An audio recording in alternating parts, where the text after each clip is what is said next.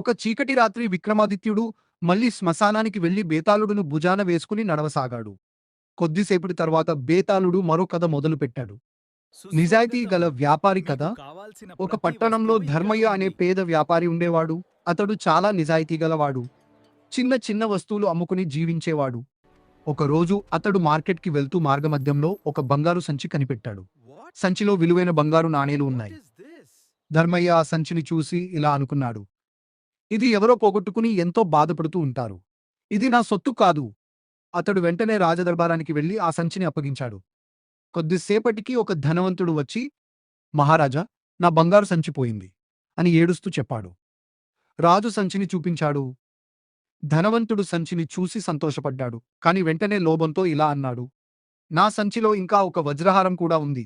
ఇది దొంగిలించబడింది. ధర్మయ్య ఆశ్చర్యపోయాడు. నేను ఏమీ తీసుకోలేదు మహారాజా అని వినయంగా చెప్పాడు. రాజు ఆలోచించి ధనవంతుడిని అడిగాడు, నీవు చెబుతున్నట్టు ఇందులో వజ్రహారం ఉంటే ఇది నీ సంచి కాదు. ఎందుకంటే ఈ సంచిలో బంగారు నాణేలు మాత్రమే ఉన్నాయి. అలా చెప్పి రాజు ఆ సంచిని నిజాయితీకి బహుమతిగా ధర్మయ్యకే ఇచ్చేశాడు. లోభి ధనవంతుడు సిగ్గుతో తలదించుకున్నాడు. కథ ముగిసిన తర్వాత బేతాళుడు అడిగాడు, రాజా విక్రమా, రాజు ఇచ్చిన తీర్పు సరైందా? విక్రమాదిత్యుడు వెంటనే చెప్పాడు, అవును, నిజాయితీ గలవారిని కాపాడటం రాజధర్మం. లోభం చెప్పిన అబద్ధాన్ని రాజు తెలివిగా బయటపెట్టాడు. అంతే. బేతాళుడు మళ్ళీ గట్టిగా నవ్వి చెట్టుపైకి ఎగిరిపోయాడు. నిజాయితీ ఉన్నవారికి ఎప్పుడూ గౌరవం లభిస్తుంది. లోభం మనిషిని అవమానానికి గురిచేస్తుంది. ధర్మయ్య నిజాయితీ వల్ల బహుమానం పొందాడు. ఇటువంటి మంచి కథల కోసం చక్రి ఎడిట్స్ ని సబ్స్క్రైబ్ చేసుకోండి.